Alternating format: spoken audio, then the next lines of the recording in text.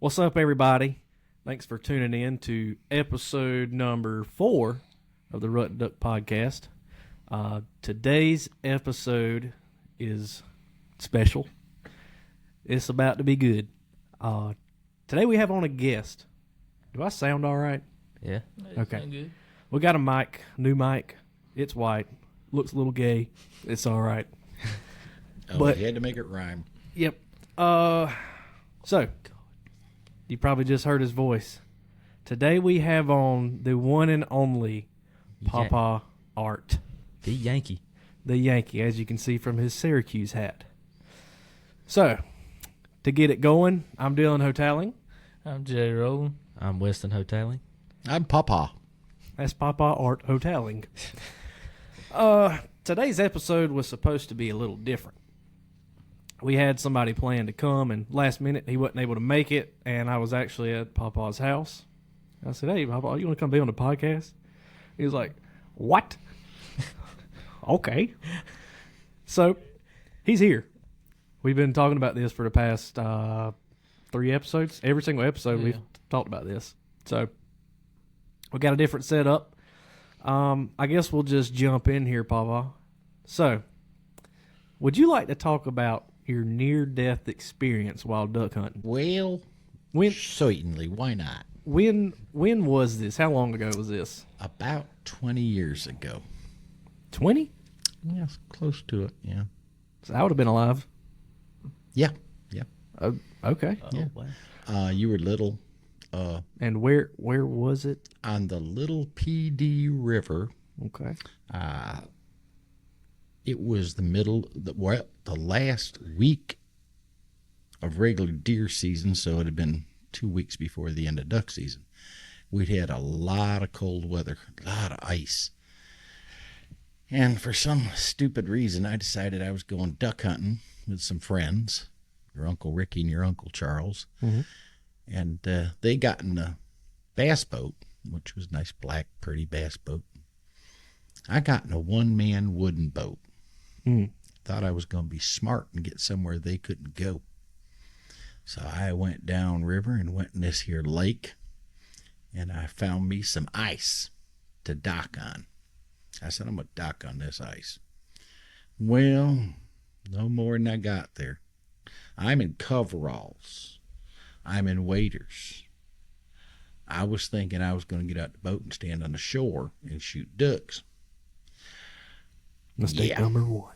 Yeah, that was mistake number 1. Or really number 2.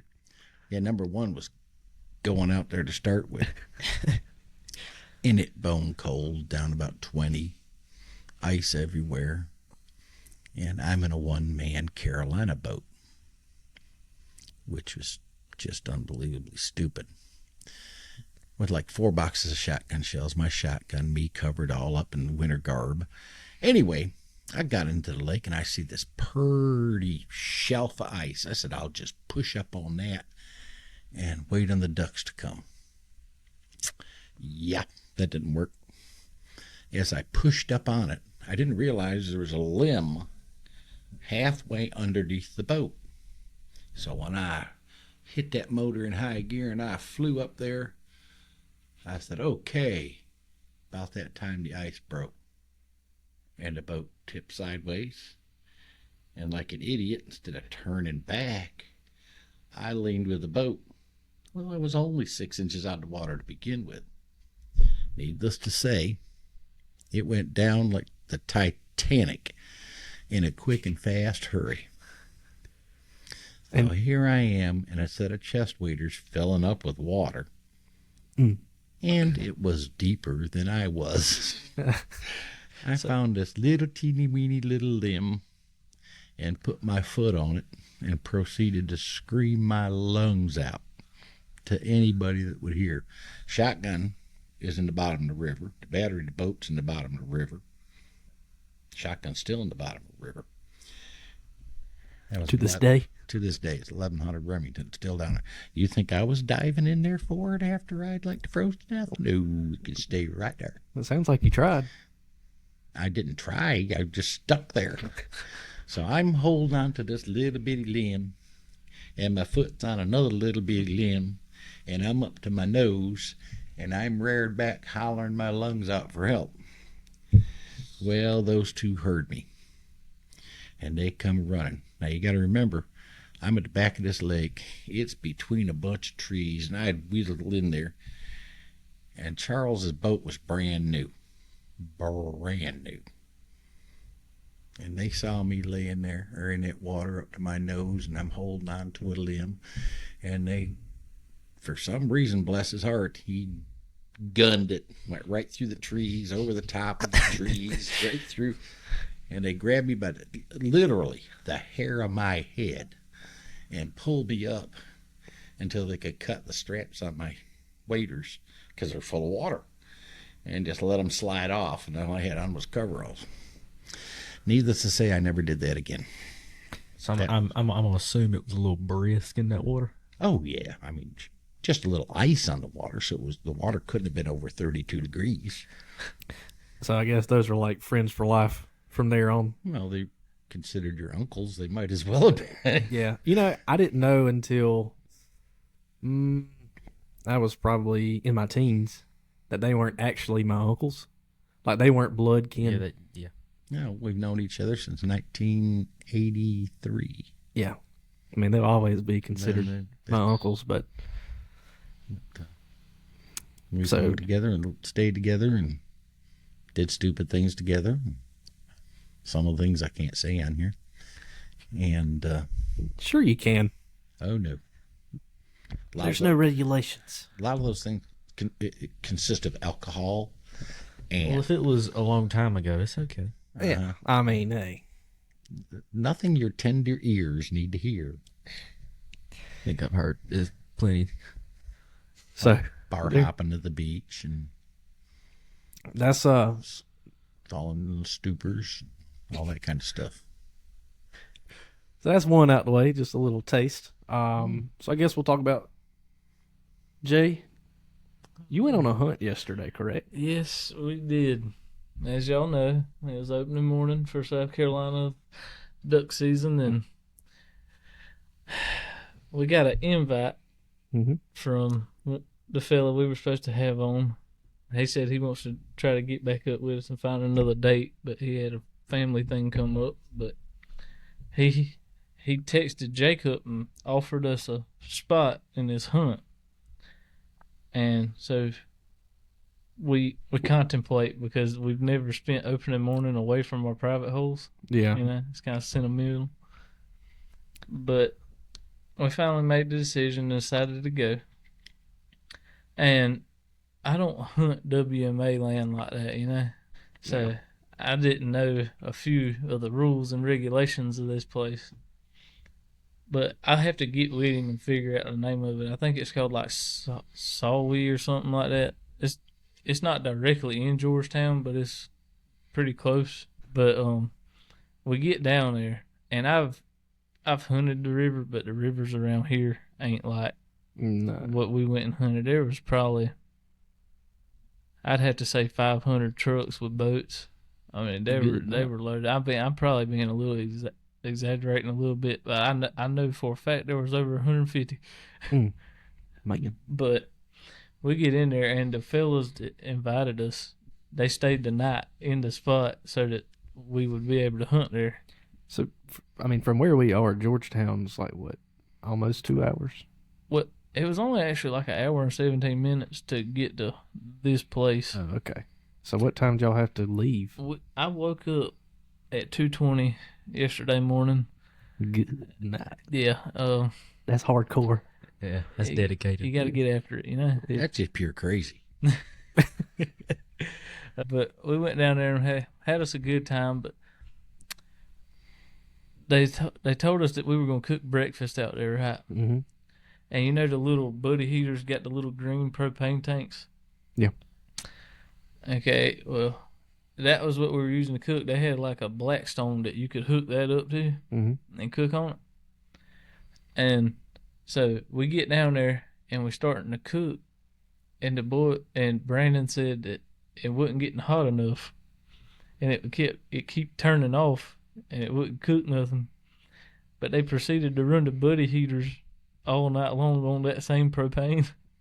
Oh. So they kind of ran it out, but it was all good. We had a few pieces of bacon, some half-cooked deer sausage, and some, I think it was stolen McDonald's hash browns. Then we get to the hunting portion of this, and when I tell you it sounded like war down there, I mean, there was just, I couldn't even fathom how many shots I heard. I was like, good Lord, there was more shots that day than I shoot all season. I was like, my goodness. Well, for that many people, I mean, at least you hope to hear that many shots, like to know there's birds. Yeah, well, no, there's birds. We got lucky right before shooting light because, I mean, you're on WMA land and you don't want to shoot early, but you're out in the wide open. Yeah. So, I mean, birds are flying early, like before shooting light. But we were sitting there, it was like 2 minutes before shooting light, and we had 3 or 4 land in the spread, or well, a little to the left of the spread. And then we're sitting there waiting, and Brandon said that there was a lot of them, because he'd been scouting the spot, that a lot of them were like flying early. Mm-hmm. And we were getting 2 minutes before shooting light, nothing flew by other than those. Right at shooting light, somebody let a shot off, and after that shot, I guarantee you we seen 3,000 birds get up off of that water. Good night. I mean, the sky turned black. I've never been a part of that. But that's good to know, because I've never been to Georgetown. Yeah, like I've seen that in the Outer Banks, but Outer Banks is a long ways. Yeah, not really, but I mean, I'd like to go try Georgetown one time. Yeah, it's like where we were hunting. It's like there was like a bend in the river, and there was a little point, and there's these dikes, but you can't go up past the dikes, so you can only hunt like the dikes would be on the left side of where we were hunting, right? Mm-hmm. So if you shot a duck and it went over there in the dikes, you couldn't go get them. Oh, so we had like a few birds fall over there. But, I mean, we had a pretty good hunt. We shot a couple birds, killed a green wing, a gadwall, and had a black duck or a mottled duck slide by us while the game wardens were speaking to us about our illegal hunting. I didn't know you could only shoot a box of shells down there, which is, I probably should have looked into it. But I figured Brandon, since he knew the spot, he would have let us know that. But nah, it's all good because he was just as surprised. Yeah. But then a few other things, but I didn't get no ticket. I got a warning for the shells. But is that, whoa, you moving closer made my like headset sound better. Slide a little closer. I don't. Hey boys, this is not that kind of talk show. I can tell you're tired. Oh yeah, man, dude. You just sound. We stayed up, or yesterday morning, woke up at 2:00, went to bed at probably 11 the night before. It's about 3 hours of sleep. Jeez Louise. Then last night we had that little Friendsgiving. Yeah. I didn't get into bed, and this is no nap. Woke up at 2:00, stayed up the whole day, and I think I fell asleep about 12:30 last night. Woke up at, I think it was 4:20 this morning. Daggum. Yeah, I'm tired, but got a full week of this. Yeah, you took the whole week off of work. Yeah, and this morning kind of made me mad. We were supposed to have a jam up hunt this morning, and it just, something wasn't right. The birds were too high. Seen plenty, just too high. But it happens like that. It bees like that sometimes. Oh yeah. Wes, you went deer hunting yesterday, correct? Yes, sir. I'm assuming you went, Papa. Uh-huh. We are like super slow right now. Yeah. It just, which now we did have some more technical difficulties yet again. Yeah.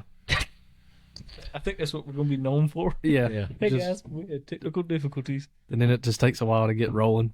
Yeah. In my defense, I went deer hunting yesterday and missed the 4th big buck. Good. That was it really big? Yes, he was a really big 6-foot. Mm. That dead burn thing did something I have never seen, ever. There was a little pond of water, side of the road. They told me where he was coming. He comes straight to it. He went in that little pond of water, and the water was up to his belly. Mm-hmm. That joker laid down in the water. I'm sitting here waiting on that second to we to get up out the water and step out on that road so I could blow his brains out. Godly. And I sat there and looked at him, and he laid down and just listened. The dogs got off the track. And I'm going, what the devil is he doing? Why is he doing that? Just laid there. And I thought, well, the other boy that shot at him must have got him good, and he might be dying. Yeah. He stood up. I said, here we go. I'm going to get you this time. 40 yards, pile of trees on the left where he was. I'm looking through the trees at him. Big 6-point, probably a good 16, 17 inches wide. Really tall. Well, he took 2 steps. That better? That's better. That's there you better. Go. He took 2 steps. I raised the gun up real slow, like the dust wouldn't even come off it. It didn't matter. He looked dead at me. I said, oh, bleep, bleep, bleep, bleep, bleep. Next thing I know, I saw his tail, and he was going. So I took a pot shot at him. He got away. Again. That's only 4 big bucks that I can't hit. Have you killed any this season? Yeah, I killed a 5-point. Oh yeah. Remember that? Oh yeah. Y'all Let's discussed talk that. about that one. You see, he didn't quite clarify. He did clarify. Yes, I do have Guillain-Barré. Oh. And no, my legs don't work really, really well. So if I go to turn, there's like these microphones sometime. It's a delayed reaction. The top part turns, and a few seconds later, the bottom part catches up. Okay. And that was too late by that time because the concussion from the gun kept kicking me backwards. and my feet just left me and I ended up sitting down. But I got that one. I like Weston's version better. It was funny. Well, Oh, it wasn't to me. It hurt. yeah. Yeah, I had to edit out a bunch of Weston's on that part. Yeah, there was a lot of there was a lot of wordy words in there. Yeah, he got a little gory. We had to get rid of some of that. I don't like editing on here. I want it to be as raw, Live action as you can get. yeah, just authentic. We'll probably get canceled. Yeah, but Well, that's my problem, y'all. I'm trying my best to be just as I mean, ethically polite as possible. yeah, as long as you're not talking about. I ain't having sex with a deer or nothing like that. Yeah, all right. So, okay, Next so topic. you brought up about a hog hunting story. Oh, God. It wasn't a hog hunting story. We were deer hunting Oh. in Jay's favorite club. Well, it was a deer hunt. It was in Jay's favorite place where he likes to duck hunt. I don't know if I can name names or not. Not particularly. Yeah, I wouldn't, just to be safe. And, anyways, well, I have never seen a wild hog in all my damn life, period, to that point. And I'd always been told by the members and the president of that club back in the day, gotta watch them hogs, kill all them hogs you see. And I'm thinking, I've been in the hog business since 1983. What kind of hogs are out here? They all said, wild hogs. And I said, here? Wild hogs? Wait. When was this? Back in the late 80s? So the hogs weren't bad back then. No, well, where we hunt all of our lives and everything, no. We've never seen any hogs. I've never seen any hogs until I went to that hunting club. And that was my first experience with a wild hog. Oh, that's interesting. And I thought they'd been around, or maybe it's just there. But I No. thought they'd been around a lot longer than that. well, around our area, over this way, they were brought in out of Georgetown by a man. Matter of fact, he got fined and big time for bringing them up here. Those are the crossed boars with the Russians crossed with domestics and nasty boogers. So we were down there hunting, and there was a little treetop there, and dogs went through it. And this boar hog coming right at me. I shot him 5 times, point blank. He didn't slow down. Didn't have time to load. Hold on a second. Time to load my gun. There was a little spindly tree sitting there. Now you got to remember, I didn't weigh quite as much as I do now. I weighed probably 175, 80 pounds. Up that tree I went. Shotgun laying on the ground. Me looking down. Again, screaming my lungs out. Mar, mar, mar. That thing was shaking that tree. I was hugging it like a baby cub up in a little limber tree. And all I could think of, look at them tusks. That son of a gun's going to eat my alive. So he was shaking the tree? Oh, yeah, he ran right into it. Wow. He was bloodied all up. His face mangled up. The buckshot had slid across his skull. I mean, it's like a rock. And then you got the big old pads on their arms are like 3 inches thick. So it absorbs a lot of shell. And Mark ended up coming up and shooting him and killing him. Dang. I've never had one chase me or like try to get me in the swamp. Oh yeah, that was nasty. He weren't. Well, I was too close to where the dogs jumped him at, and he just come right at me. No, don't want to do that again either. It's funny because we've got a board over here just to keep our topic straight. And let's see, 1, 2, 3, 4. 4 of them are near-death experiences. Yeah. I told you, I've told you all along, I've killed 1 cat. I'm working on the second one. You know, cats have 9 lives. Well, I've used up 9, and now I'm working on another cat. I was going to say, you got 4 of them on the board right there. Yeah, well, that's why I keep so many cats at the house, because I figure I'll use them all up eventually. And that story says hog wouldn't die on the board. Well, guess what's next? Buckshot flying. Buckshot flying is the next topic. So let's hear about that one. That was an interesting one. In our club, it was 1992 because I had a brand new Ford company pickup truck that I had driven in the hunting club that day, and I had parked it on a side road, and we were down by the river. And I'm standing out there. Dogs are coming. They're coming. We're race ready. I'm race ready. Another friend of mine down the road, race ready. And I thought, he's a little close. And about that time, I'd look up. Here's this big old nanny goat out there. I'm looking at her and saying, oh, crap. All I saw was a gun barrel. Next thing you know, lead flies. The first round hits the front of my brand new 92 Ford pick-em-up truck. And the other rounds are flying over my head. So what do? There's a ditch side the road full of water. Do a swan dive. Hit that damn thing. I'm out there sucking water. He's still shooting at the damn deer. I'm looking down the road the other way. Here comes another 92 Ford 4-wheel drive, brand new, flying. I could hear on the radio from where I was taking a swim in the ditch, staying away from buckshot. He shot him. He shot him. Oh, my God, he's dead in the ditch. He shot him. Well, what he was doing, he seen what happened to me. He heard the tang of the buckshot hitting that truck, and he come flying down there to try to save my life. And that was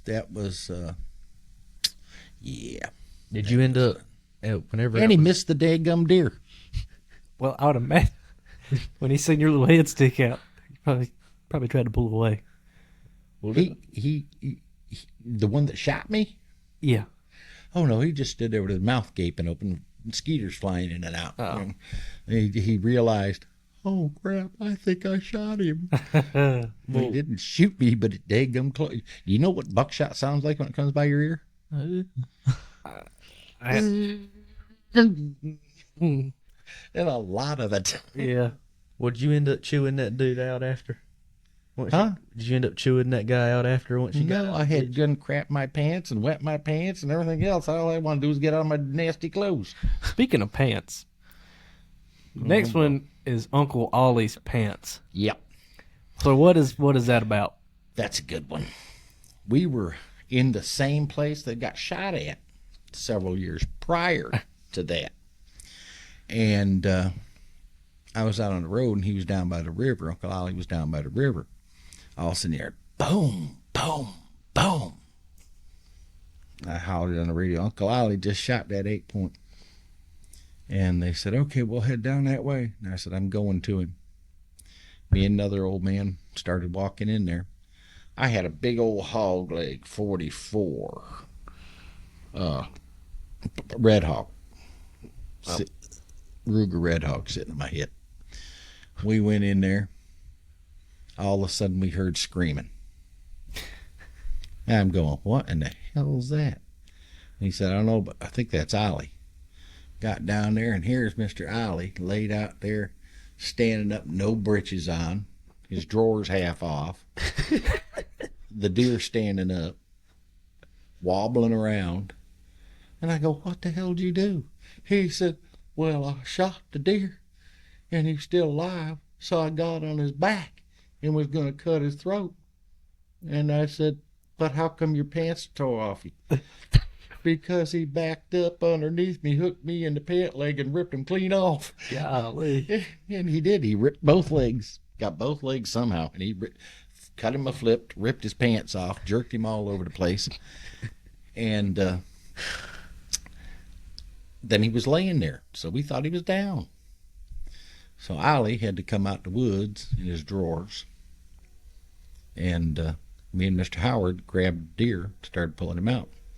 Well, we was pulling the deer out, and like idiots, we didn't check to see if the daggone thing was dead either. So we're easing him out of there. Next thing I know, I felt my arm going up. Well, that damn thing was standing up, and me and Mr. Howard are holding on to him. And Ollie didn't know why. I said, grab that pistol on my side to shoot him.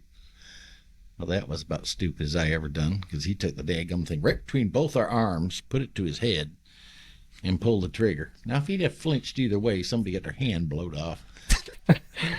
But that didn't happen. But, boy, what a mess that head was when it got done. Good golly. You don't want to shoot a deer in the head with a 44 Magnum from 3 inches. Oh. Well, like we said in the last episode, there's no more ethical shot than a headshot. Yeah. That's right. Yeah, that was ethical, all right. All right. So you're from the Syracuse area. That's right.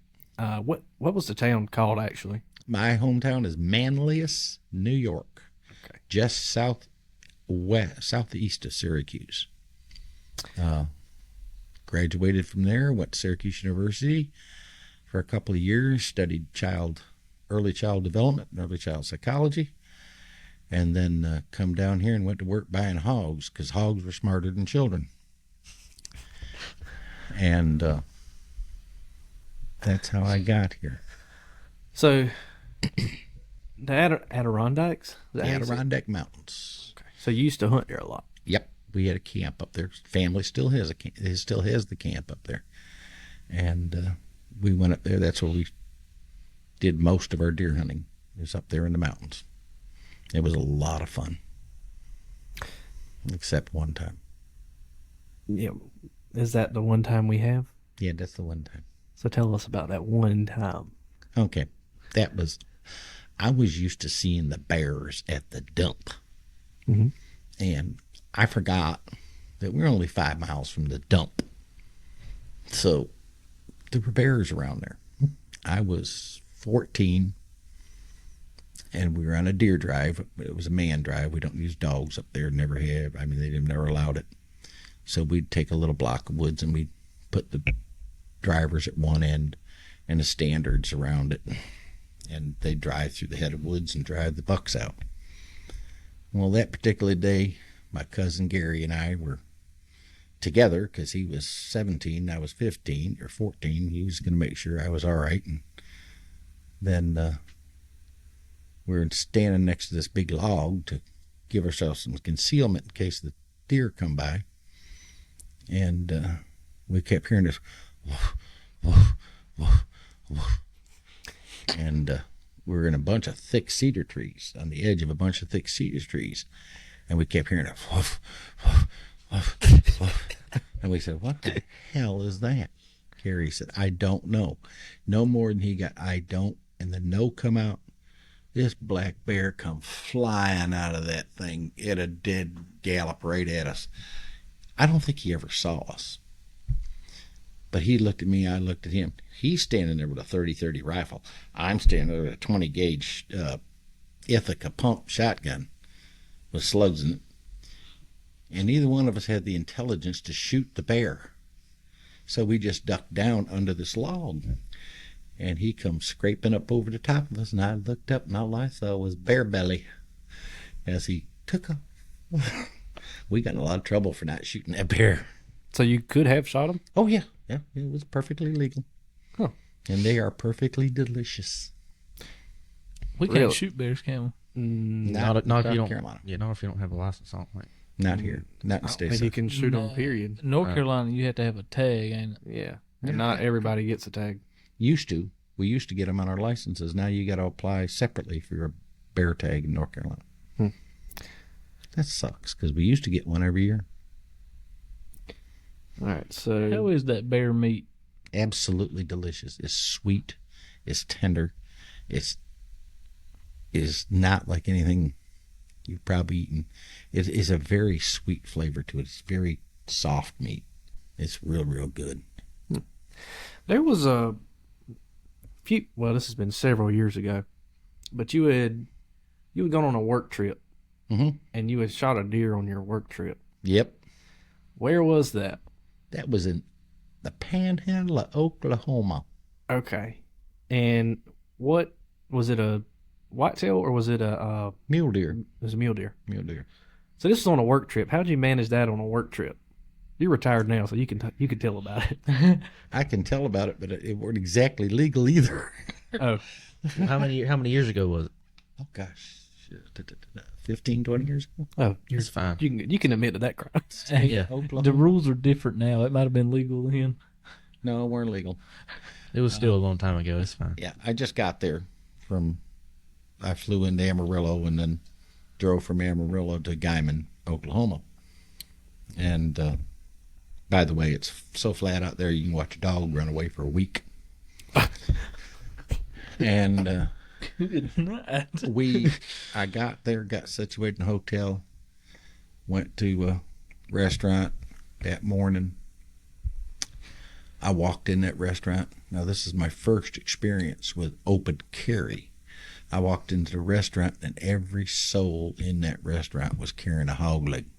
I don't mean a little automatic Beretta or a little Smith & Wesson. I'm talking about full-fledged 44s, full-fledged 357s, all strung up on their legs.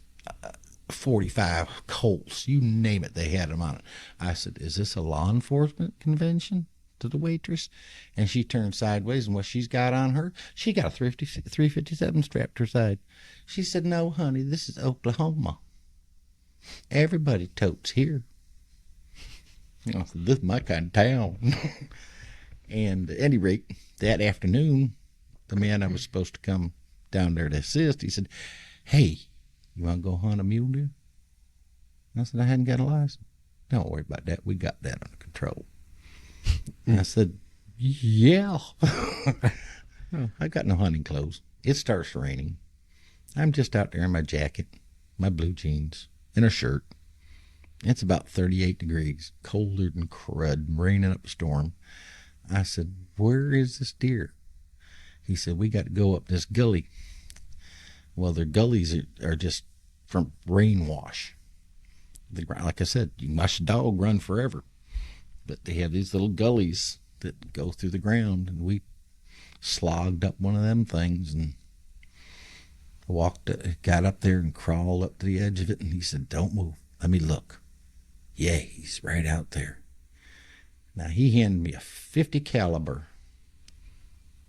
Good God almighty. Freaking dadgum muzzle loader. Because it wasn't regular gun season yet. I thought, well, what the hell? If I'm going to hunt illegal, give me a rifle. I had to shoot that. He says, when you come up, he was pointing me and getting me all straightened out. When you come up, you look through that scope, you find his neck and pull the trigger. I said, with a 50 caliber, how close am I? So I eased up, had my eye into the scope, and all I saw was brown. I said, I can't see him. All I see is brown. He said, pick the gun up, take it along his back. I said, along his back? So I pulled up the gun. Sure enough, I pulled the gun up, went up his back to his neck. And he says, you got him in your sights? I said, I guess I do. He said, well, take him. I fired that damn thing off, and when I did, all I saw was a big cloud of white. He jumps up and says, you got him. And I said, I don't know what the hell I got. All I saw was brown. So when I stood up, the deer was 25 feet in front of me. The scope, was set out for 100 yards, and all I saw was brown. I said, you could have told me he was 25 foot in front of me. We wouldn't have used the scope. I could have looked under it.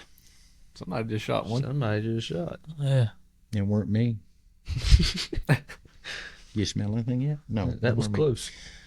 But, yeah, that was an experience. He was a 6x6.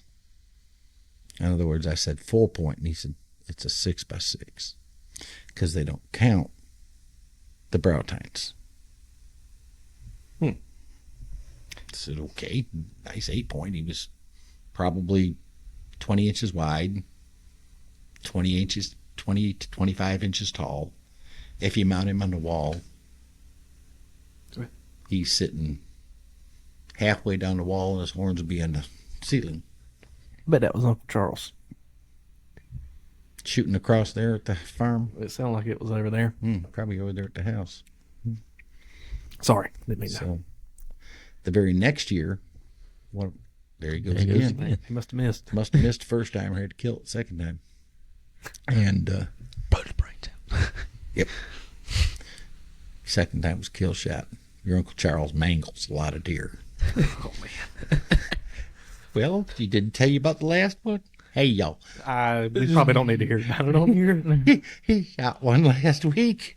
He shot it 3 times before he ever killed the darn thing. That ain't no worse than you've experienced this year. And Then you shot something 3 times? You were on a hunt? I was on a hunt. Yeah. Oh, you talking about that kid? Yeah. Wait. The guy Hey, that dude. hunt- Uncle Charles, he must suck, dude. It's the third time. the guy Either that that or hunt- setting his rifle in. The guy did hunt this year? For the Yeah. youngins. The The young- youngin hunt. Oh, I don't know how you forgot Sorry, that. I totally forgot about that. My mind was somewhere else. Oh yeah, I'll have to tell about that. What was that, like 11 shots? A fella, after looking through his scope, we took some kids on a youth hunt, and after looking through his scope, this makes sense why this happened. But he ended up shooting at a doe 4 times, and What caliber was his gun? it was a 308. But yeah, his scope was zoomed way out. So that Well, I makes mean, sense. it's also his first deer, wasn't it? It was his first deer. Dude was juiced. Yeah. I was juiced for him. He had little baby in the earphones. Yeah. Yes, Like sir. that. He put his AirPods in and was listening to rap music, trying to get locked in for this deer. Oh, boy. So we got that. How much time we on? 42 minutes. I can Still make got- next one's quick. Yeah. So caribou. Oh, yeah. Tell us about a caribou. In Canada. Well, when I was Weston's age, maybe a tear younger, I finally got my first chance to go with my uncles and my granddad and stuff to northern Canada, up near the Hudson Bay. They went every year on a 2-week-long caribou hunt. Every year. They'd fill the freezers every year with caribou because you go shoot as many as you wanted to. And Okay, so where were y'all shooting these caribou at?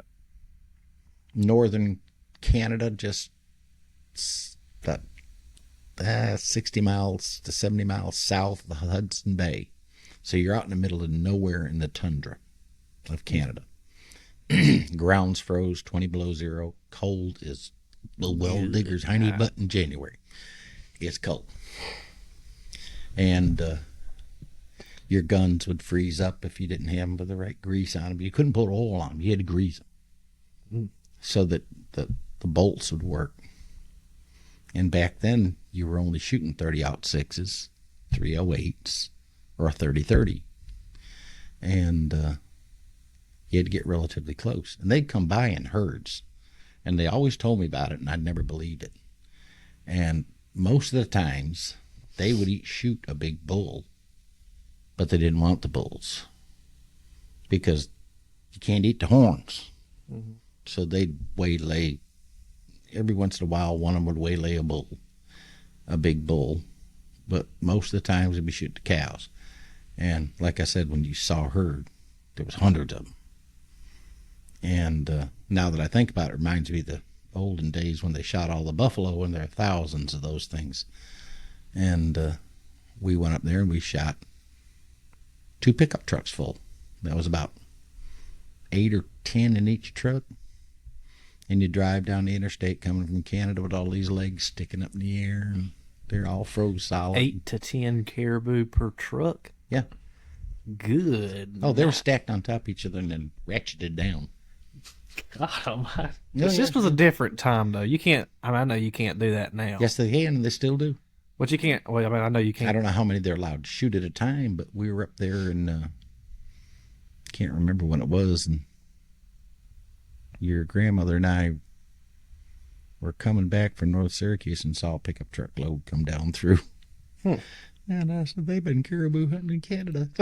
But I did that just once, and I really, really want to do that again, but my body says that's not going to happen. Why is it, you have to walk a long ways in there? Or Yeah, you got to, I mean, when we're doing it, we'd go in with 4-wheel drive trucks as far as we could. Then we walked over these little ridges and mounds, and you'd lay down and you'd be looking for the caribou, and then you had to stalk to them and then shoot at them. And I never got to shoot one, mainly because I was too damn cold to try to do it. It was bone cold. I mean, you were 0 in the daytime, 20 below at night. Yeah, I probably couldn't handle that. No, that was a little chilly for me. I'm used to 55 being like, ooh, let me put on a little jacket. Yeah. Well, last time your Uncle Charles and I went to Adirondacks hunting, it was 25 in the daytime and below 0 at night. Because I went there one time when I was really little. Mm-hmm. And we went hunting. I don't remember anything. I just remember there being snow everywhere. Oh, yeah. And That was the second time he went and killed another buck. Was that in the Adirondack? No, that was at home, the home place down Manly's. I was a little fella back then. Killed at your Uncle Don's house. Yeah, you were a little fella. I'd like to go back out there and try to hunt. I'd like to go out there, period, because it's pretty out there. Well, we got to camp up there. There ain't nothing going up there. I know we had tried to plan it a couple years ago. We talked about going back. We just never actually did it. Mm-hmm. But I am about to have another child, so It'll be a long time before you do it. Yeah. And I'll be dead and gone. Let's hope not. Well, like I said, I done skint one cat working on that second one. There's no telling. Yeah. Well, we still got 15, 20 more minutes of this. Oh, yeah. Well, we can go however long. Yeah, we can bull crap if we want to. Yeah, I figured this would be another yapping session. Yeah. Well, all right. I want to get into me and his both, one of his experience. Well, me and him both had the same experience. What, me trying to shoot you? No, I already talked about that. Oh. But, was it on purpose or accident? it was Sometimes I want to do it on purpose, but that time it was by accident. So this was at Santee Cooper Lake. Heaven. It ain't about you. Oh, darn. We got plenty of them about you, don't we? We were in. Wow. Opening up that Pepsi. That's crisp. Anyways, this was in Santee in the canal, and we were how far? Whenever it was Uncle Charles in the front of the boat. How far in the canal? Yeah, how far from the We land? just seen that gator. Oh, we weren't far from the landing. We just seen the gator 2 minutes before that. Yeah. So we were in the canal fishing, and we were bumping the bottom of the canal. And we had seen this gator, Big one. big gator, swim by us. It wasn't far from the boat, and I'll say that. It was not far from the boat. Well, this boat, right after that gator came by, there was a bass boat came by. I'm talking about ripping it up that canal. I mean, just flying. He come by, the wakes hit us. I'm looking at the rods, and all of a sudden I hear, "Tear-o." Looking at Uncle Charles, his feet are in the air, and his head is just above the water. So Upside down. upside down, like if you were in a rocket ship. Well, I couldn't do nothing but laugh, because I mean the sound mixed with looking at him. Uncle Mark was driving the boat. He said, "Somebody help him." So I got up and I held his arm and hung on for dear life and waited on him to get over there. And he was in the back. "Come on, legs, work. Come on." I mean, he was 13 years old. Mr. Charles is probably 280. Yeah. And he's upside down, holding on the edge of the boat with one hand. Weston's got a hold of his arm, his belt, whatever else he can grab. And all I can think of was when Charles goes in, Weston's going with him. And I was, first off, trying to get my legs to work. Second off, wetting my pants laughing. And third off, where's that gator? And yeah, that was pretty good time trying to get him back in the boat. I've told this story so many times, and you can't explain it as good Is if literally you're seeing seeing it. but It was hilarious when that chair broke. I do. All right, we're going to go a little bit off topic from hunting and fishing. But you used to be, whenever you were 15, 16, 17, get into a bar and it'd go down in the bar. When I was 15, 16, no, I wasn't that young. Oh, well, how old were you? Well, when I was that young, illegal drinking age was 18. And we were participating in beverages Your age. at 17. And I heard that. And I want to hear. So tell them why your knuckles are flat. Oh, that's from being broke side somebody's head so often. Yeah. That was our favorite thing to do. My brothers and I used to fight ourselves, and then we got tired of fighting ourselves. We'd go find somebody else to fight. And normally, and if you're intoxicated, it does not hurt as much until the next day. Then you realize your knuckles are broken, your nose is sideways, you've got a big cauliflower ear, but man, you had fun. Yeah, that Yeah. was his favorite hobby. Go get drunk in a bar and beat the living brakes off of random people just because it was No, fun. they weren't random. Most of the time they said something which They just walked in and set picked us somebody off. up. I want him. No, that was my brother. He would do that. He'd walk in a bar and say, "I don't like the way he looks." Walk over and knock the snot out of him. My brother was a little thing. We'll talk about the time the dude stuck you in the hand. Oh, stab me? Yeah. I was actually minding my own business. And I was sitting at the bar, had both hands on the bar, had one on my left hand, the beer, because I'm left-handed. My right hand was sitting flat. You can see the knife went in. And I was sitting there, and a fella pushed me when he got up from the bar. And he said some words. And I said, "Just get your ass away from me." And he said, "That's fine." Before he I knew what was going on, he took that knife and just crammed it down into my right hand, right through the palm of it, right down into right into the bar. And of course, I was drunk enough, I didn't feel it. And I sat there and I looked at my hand. I looked up at him. He said, "Now, how'd you like that, smart mouth?" I said, "Okay." I took that beer bottle and busted it over his head. He hit the floor, of course, and I'm still sitting there looking at my hand going, "Well, there's a damn knife stuck in my hand here."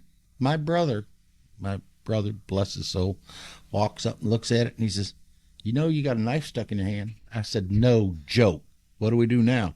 And he said, "We pull it out." And I said, "Don't do that." And he snatches my hand, snatches the knife.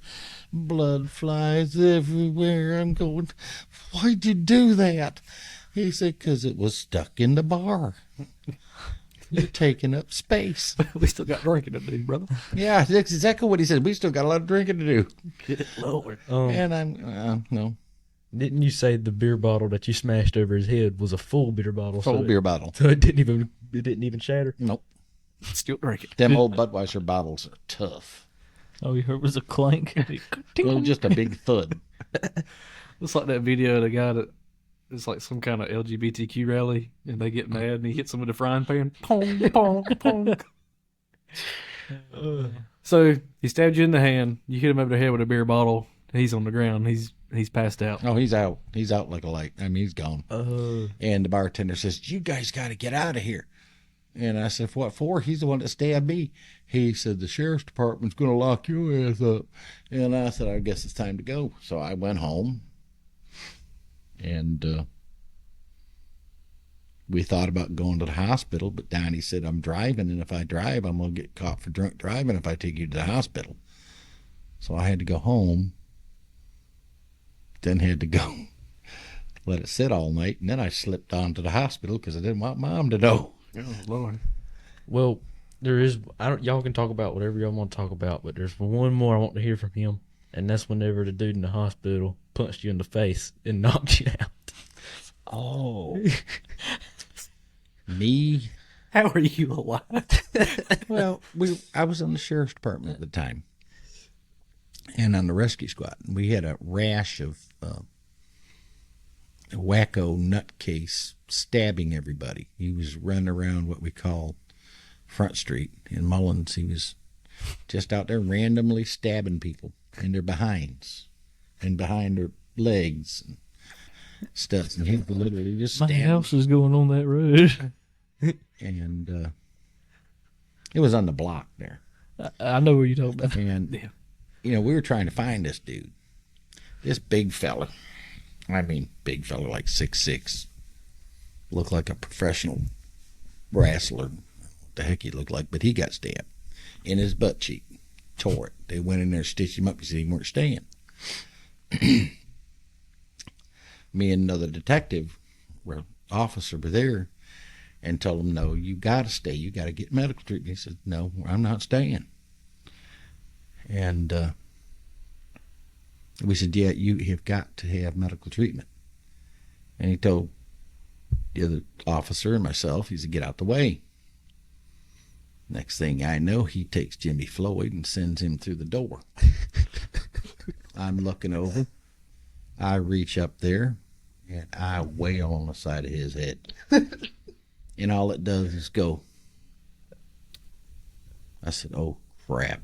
I hit him again. Nothing. Next thing I know, I'm laid out with a busted down door on the ground. He hit me so hard I don't know where I was for about 5 minutes, and he was gone. We didn't see him again for several hours before they finally got him back to the hospital before he bled out.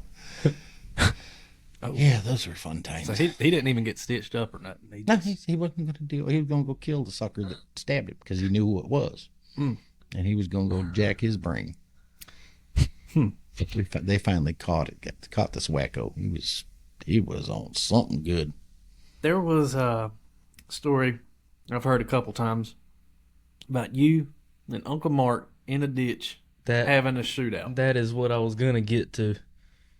Yeah, your Uncle Mark was a lieutenant on the sheriff's department in Marion County for years. He was a good deputy.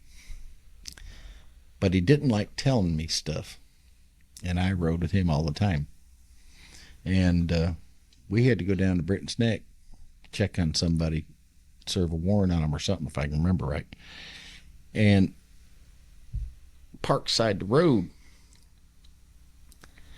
And I didn't know that there was a ditch that was about 4 feet deep right beside my door. Mark got out the car to go across the road to the trailer house and serve a warrant. That feller come out and started shooting. Well, I dove out that door and down in that ditch I went. So you figure from the pavement down 4 feet was a long drop. Got to the bottom, and I'm looking underneath at Mark's shooting at the trailer house. And I'm going, what are you shooting at? Well, wherever he's at. I said, how do you know where he is? He's in there somewhere, and that trailer ain't going to stop these bullets. And he was shooting a 9mm, and all I had was a snub-nosed 38. And I'm going, like I'm going to shoot in through that trailer. So I just sat there. Well, he shot at us, and Mark shot at him, and he finally gave up after about 4 other cars got there. So you did end up shooting at him?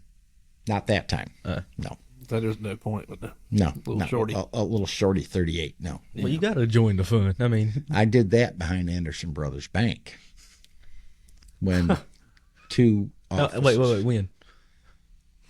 Oh, not long after that time. Okay. 2 officers were having a fight with some suspects behind the bank. We pulled up behind the bank. They were fighting, and I was going to get into that deal. Oh, yeah. Jimmy and Greg Walker and Jimmy they're having at it. They're beating the snot out. They're fighting these boys. Me and Mark opened up our doors, and I was getting ready to go to it. Next thing I know, from down the alley in front of us, saw flashes of light. Bang, bang, bang, bang. And the bees flying by your ears. I ducked around behind that door. They were steady coming. I pulled that nose 38 out, and I bang, bang, bang, bang, bang, bang. And Mark steady shooting with that 9mm automatic, and I'm sitting there trying to, where are my bullets? He said, that's all I had. I'm thinking, Jacob, what am I supposed to do now? And I sat there, and I knew my legs were exposed. The glass could have broke, could have shot me in the head. I was trying to find the most places I could duck. All right, and then that's when I decided I've had enough being on the sheriff's department. Getting shot at twice was enough. Yeah. And then getting shot at once in the hunting club was enough. And just on the sheriff's department, airing it out behind Anderson Brothers Bank. Yeah, they just tore loose on us. Different time. Different time. What year was that? That would have been back in 88. Yeah, that's before we were a thought. Yeah. 88, 90 back then. So, do we think that our next guest, I guess you probably don't know. We got to talk to him and see. I know he wants to come on, but he works down there where we were hunting. Oh. So, I mean, it's kind of hard for him, and he don't really have, like, a schedule. It's whatever needs to be done. It don't matter what day, I think. Yeah. I mean, of course, he's mainly working Monday through Friday, I reckon. Yeah. But, like, yesterday after the hunt, I think he went to work and all that. So, I mean, I don't really know. But he said he'll get up with us and get a date. It's cool. Yeah, because it's going to talk about our next episode, but right now it might be kind of up in the air. We don't really know for sure. Yeah, there's really no telling. Yeah. Well, I just want to tell all your fans that I'm depressed because I've been hunting and fishing for longer than y'all been born twice over, including your daddies. I have yet to kill a buck bigger than my sons or my grandson, and I should have killed bucks bigger than them a long time ago. I have not caught fish bigger than any of my grandsons or my son. sounds like he was too busy fighting and Yes, fighting and shooting at people. Well, the problem is I'm in the same damn boat y'all are in when you're catching the fish, and I can't catch them. Well, no, listen. You sit in the back of the boat and say, I'm going to sit right here all day and I'm going to play cards and I'm going to watch y'all fish. Tell me I'm wrong. Well, it's easier than getting thrown off the boat when you guys push me away. Man, Oh, don't turn your head sideways, boy. Because you did it just like he did it. Yeah, Boy. it There did get is- serious on. These boys get real serious when it comes to catfishing. This is to become a obsession when they're on the boat. If I wanted to catch a fish, I wouldn't be permitted to catch a fish because I'm not fast enough. You do just sit back there with your fishing pole laid out. Well, Half the time you're asleep. What's the point? There's no point in getting up. I can't get there as fast as y'all do. Both of y'all do the same thing. When you were his age, you did the same thing. Y'all sat there and stared at him. Even when I could run up there and grab a fish pole, it didn't make any difference because you were there before anybody else could get there. Yeah, they used to get serious. And Well- then your daddy ain't never been fishing but twice in his life down there catfishing. And then that Second one time he goes, what happens? He pulls a 50-pound cat in the boat. What's wrong with his picture? You caught him 35, 40. You caught him 52. He's catching him 50. Biggest thing I can catch might weigh 20 pounds. This just ain't right. Mm. I feel like I've been deprived. Because of greedy children. Jay, Well- you ain't tried that yet, have you? Oh, catfish? Yeah. Oh, yeah. Yeah, but you go use them set hooks. That ain't even fair. No, I've gone to Santee. I've gone a couple times. I like setting hooks. What fun is that? I like pulling up and watching the tree just make you think there's an alligator on it. That ain't no fun. Oh, yeah. Oh, yeah. No. You like that danger of being out there at night. Look, when you had to fight them shad that I bought onto a hook, Yeah. Yeah, y'all go listen.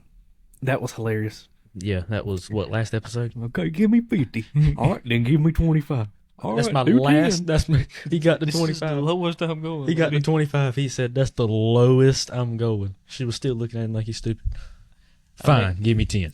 I'm telling you, I have never seen a shad the size of this wall. Oh, Yeah. you mean a full size when they're grown? Yeah, I guess I've only ever seen Babies? newborns. Yeah, shad minnows. Yeah, when they get grown, they grown. I didn't know that. You know the bait store over there in Johnsonville? I know where it's at. Yeah, Have you ever been there? just Well- drove by it. They've got full-grown adult shad, apparently. I mean, dude, In a tank. what you talking about? You can't fit but 10 of them in a 55-gallon drum. And that's with them straight down. What are you gonna do with them things? Bait. Well, he thought he was getting... What the hell are you baiting? A Alligators? A catfish. Well, he thought he was going to get the little ones. Oh, He didn't know that they were prehistoric apes down in there. My personal opinion, shad, eel, a little bit of chicken liver, that's the best thing to bait them with on a set hook. Chicken liver's the best thing to catch them with, period, in my opinion. Now, that tear a brim up. Yeah. You catch it, you do a little bit of brim fishing before you go. yeah, you get some nice little finger-sized brim, put them on there live. Was it you or me that caught Terrible. one on a Slim Jim one time? Me. I have seen, at the store when you buy meat or chicken, it comes in the little white package and it's got the little, I don't know, it's like a little absorber in the bottom of it, the little white They absorber. put that on the hook. Yeah, you can put that on a set hook I and they have will not thought tear about it that. up. We tried that. What? The mat underneath some beef liver or something, or Absorb the blood and stuff. yeah, absorbs all that blood. And we need to put that on a hook and try it. Because usually if it smells awful, they like They it. like it. Leave that thing out for about a day and a half. Oh, yeah. Be right. Uncle Charles marinates his chicken breasts in WD-40. He does. He marinates it in WD-40 Mhm.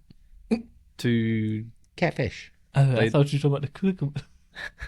Come on now, we're talking about fishing, not eating. So, they like the WD-40? WD-40 is edible. It's only vegetable oil. Food The grade. derivative I'm of not vegetable. eating it. I mean, it's literally edible. It's not Never heard of that. dangerous to humans. Learn something new every day. Y'all go try to catch catfish with WD-40 on chicken. Ask your Uncle Charles. He'll tell you how it's done. Well, but well, never mind. They probably just like the smell of it. It's probably something they don't smell a whole lot of.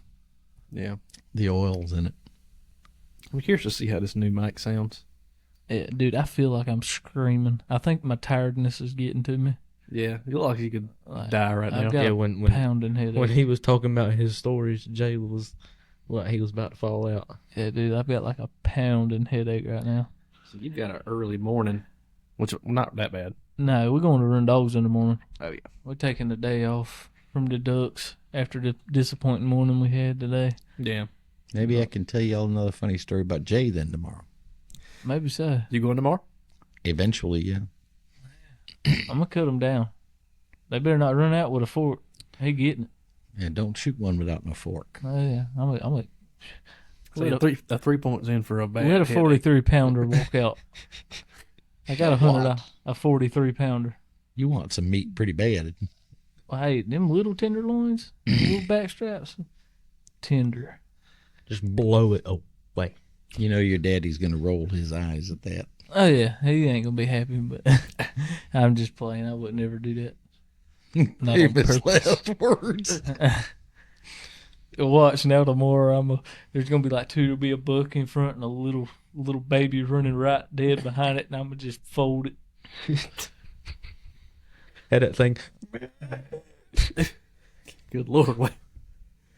Well, I've I stuffed one in the dog box one time. I think we've all been there. Huh?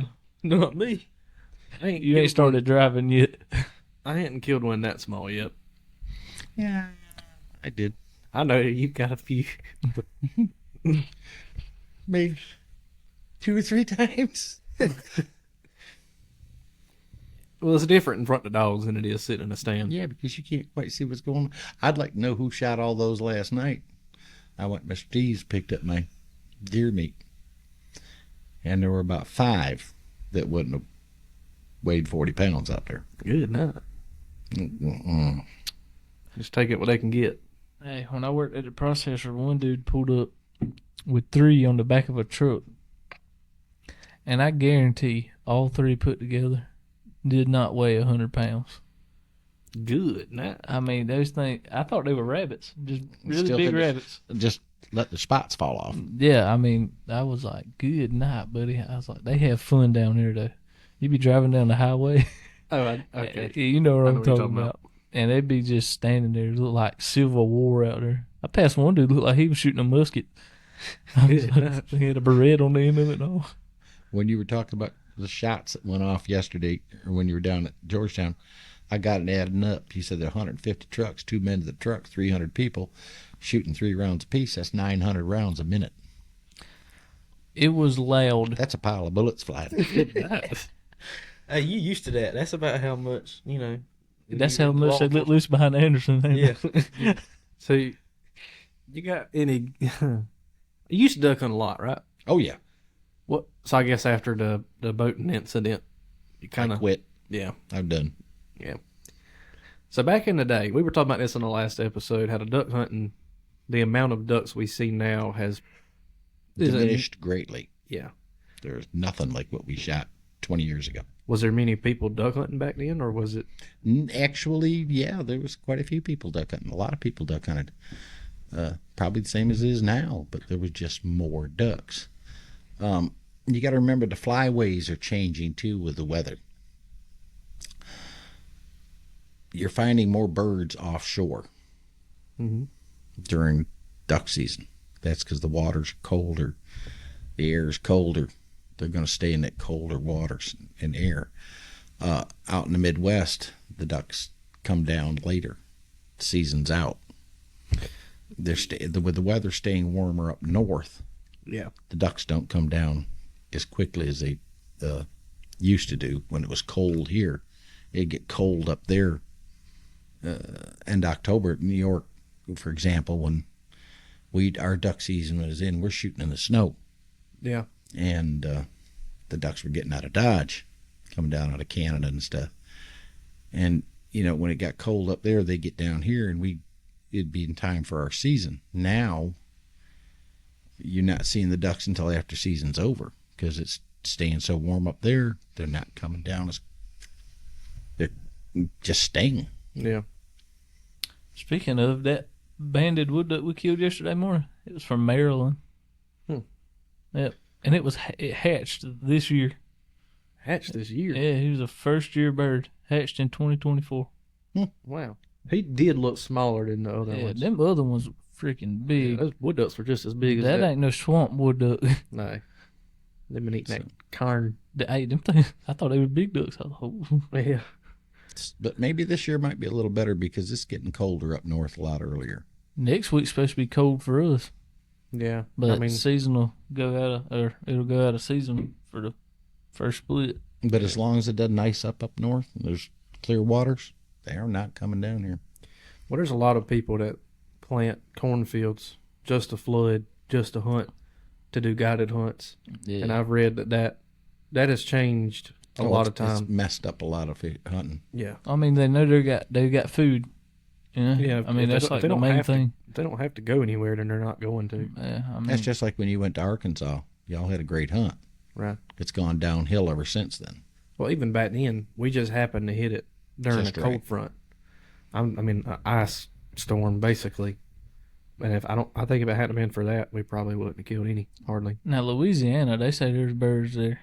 Yeah, I got a few buddies from school that go to Louisiana and they'll kill plenty. Yeah, Yeah. but I'm pretty sure Louisiana's in the flyway, ain't it? Yeah, there's a main flyway that runs Yeah. through there because they go down to Mexico, Mississippi. Yeah. to the Panama Canal, all See, the way down there. We're not really in a flyway. I mean, we get stragglers. Like, we killed an old squaw hen in Latta. Yeah. I had never even heard of one of those until we killed it. Yeah. But This is wood duck country. I mean, it's just all there is to it. yeah, I think most of our wood ducks. I mean, I know some migrate, but a lot of them are domestic. Cause like you can walk in Oh, some of the swamps we hunt, like in the middle of July, and it'll still be full of wood ducks. The people I work with have offered me to go hunting out there on the what's it called, the Four Corners area, Kansas, Nebraska, Iowa, and Missouri, where that's where the mallards are and everything. Yeah. If I'll take them out here wood duck hunting. Hold on, can I get in on this deal? I'll take them on a good. I wood get duck asked hunt. every year, and they just dying to come over here somewhere and hunt wood ducks. I Whoa, said, "You whoa. got to be kidding!" Oh, do they still reach out to you? Mhm. Please reach out to them. Yes, tell We can get- them we want to go. Oh wait, what are you talking about? I can guarantee you. How many of them is it? Well, I told them you get to shoot 3 a day here. That's like, I don't care. I want to shoot a wood duck. Yeah, but how many guys are we talking about? Oh, this I used to work with his dad, and he does guided hunts out of Missouri on the Missouri River, Yeah. and that's mallard heaven. So Well- it's just one guy that wants to come. Oh, he's so bad he can't stand it. Tell him, come on. All right, well we tell him. Tell him to That into the we- Rutting Duck Podcast. Tell him Yes. go ahead and start training though, because he's from up there. He don't know a whole lot about walking through a swamp. Oh yeah. That's with the Four Corners. There's a lot of swampy ground. That's where they You duck. reach Is it? out to him and Tell tell him. You know, We got them covered on wood ducks. Yeah. We we got want to it. go kill. I just want to go kill some mallards. I want to kill anything just- other than a wood duck. I've never gone out of state other than North Carolina hunting. I want to try it. We can. Speaking of Brandon, Friday he's going up to Arkansas for some type of competition up there. Yeah. Well, let's- darn, if he's up there, I don't think he'd be able to make it to the next episode. I have to talk to him. Yeah, we'll figure it out. But yeah, we need to hook that up, Pops. I'll get a hold of him. Yeah, we need to go somewhere. Tell him he can come down this week. I'll have him however many wood ducks he wants. Because they think the wood duck is the bird to shoot. Should I tell them how to get a wood duck about the decoys? Nah, we'll probably wait on that. You want to wait a little longer? This one's ran longer than the rest. Really? Yeah. So But that yeah. I mean, call them up, right. message them. We can make this happen. Y'all want to exchange hunts. Oh, yes. Yeah. Yes. Glad. Preferably this year, so before we have kids. Yeah. Well, he's doing it right now. He's going right That's now. what I'm talking about. Yeah. Find him in here. Rutting Duck Podcast, they can listen to get to know us a little bit. Yeah. Or hey, we could have them on. Yeah. That'd be cool. First experiences would. Well, probably not first. I mean, I feel sure they got a few wood ducks. Hey, but then we could get a taste of what it's like up there. hunting, Yeah. and we can tell them what it's like down here. That's a good little ride from here. That's a haul. You want to take the Mazda? We'll I take put a B- little cooter shell on the back. we'll take the B-25. That's right. All the way out to northwest Missouri. That's a long ride. Mm. You may want to hop a plane out there. That's gonna be cold, dude. If he's got guns, and I'm sure he does if he's a guy. You can take your own guns. Oh, yeah. How many gun cases? Yeah, I lock probably them up won't on a shoot worth plane. of crap if I ain't got my own setup. Probably. That's gonna be cold. Don't it get like? Does it get in the negatives up there? Well, you Yes. said you got an Eskimo jacket. You should be all right. It should be good, Chief. Hey, I ain't never been in no negatives. We're gonna find out. It should be fine. But I gotta go hunt him up. I know I had a buddy from school go to Louisiana, either Louisiana or Kansas.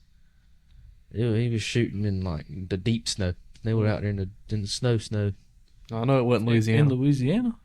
I can't remember. I think it might have been. It was probably Kansas then. But Louisiana's hotter Yeah. than it is here. Yeah, Yeah. Louisiana, their duck season consists of like 80 to 90 degree days. Yeah. well, they were in Kansas and it was snow, like deep snow. And they was Mhm. Yeah, that wasn't Louisiana. Yeah. they was putting the beat down on whatever they were shooting at. I don't remember what it was. Snow geese. It wasn't geese. It was ducks. I'd like to go try to shoot some snow geese. That looks fun. Dude, I seen a video. I don't think there's a limit on them. I don't think I there's a limit, or you don't have to have a plug in your gun. I I mean, seen I a could be video. wrong. Where they were in this field and then there was snow geese flying over by the thousands and they'd all land in the field at one time Yeah. and the guns would pop off safety and the dog would start running out there before they even started shooting. Yeah. And they'd be walking back with 2 handfuls of geese. Well, maybe we'll get in touch with them. Maybe we can That would be sick. take them on a duck That'd be a hunt. nice little, like, first TRD trip. Yeah. Tell them, hey, I'll just go. I won't even take my gun. Just tell them they can shoot my limit of wood ducks. Yeah. Just to I don't know about that. I don't know if I can give up a good morning to a wood duck.